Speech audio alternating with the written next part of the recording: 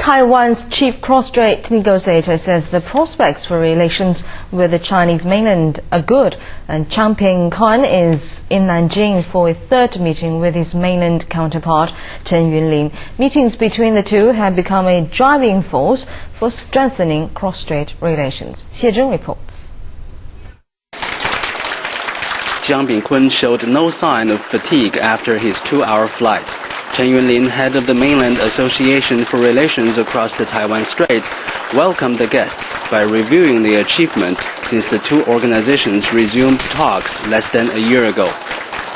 6 agreements have been implemented, including direct flights and shipping links, direct mail services, and food security. The global financial crisis has posed a great challenge for the economies and people on both sides of the straits. We need to enhance our mutual understanding and trust to overcome the current difficulties. Chiang Ping-keun said his trip to the mainland focuses on cooperation and reaching a win-win outcome. He says his main task is to work with Chen Yunlin to finalize proposed pacts and these matters that will benefit Taiwan residents.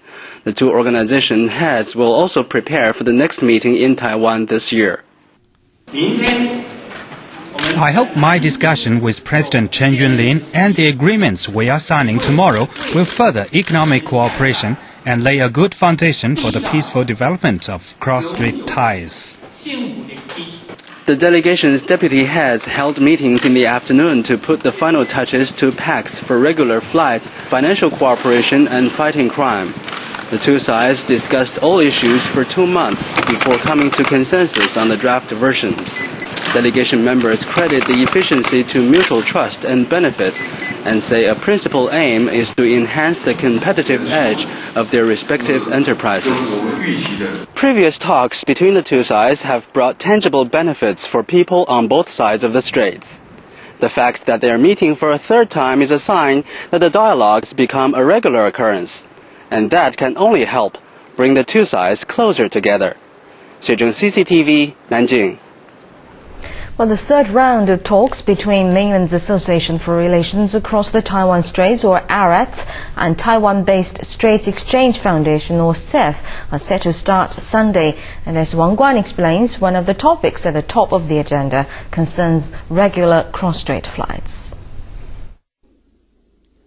After a suspension lasting 56 years, the first charter flights took off from the mainland for Taiwan during the Spring Festival of 2005.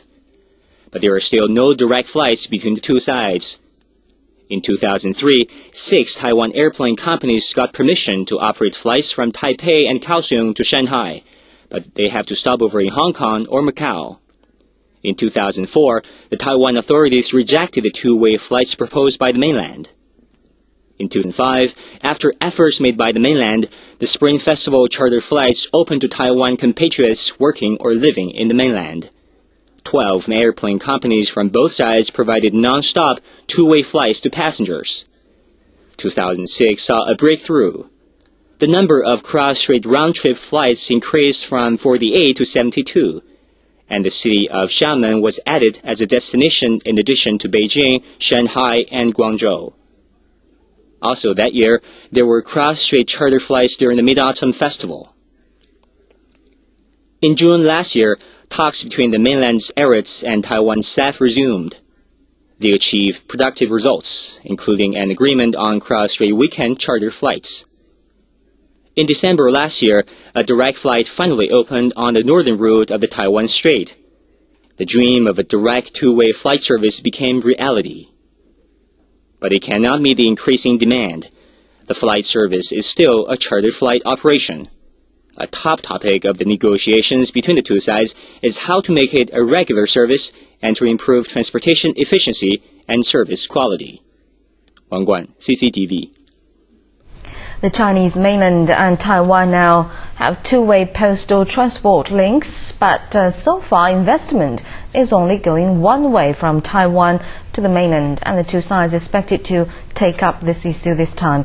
By the end of last year, the Chinese mainland had approved 77,000 investment projects from Taiwan, and cross-strait trade topped 800 billion yuan, and the mainland is now Taiwan's biggest investment destination.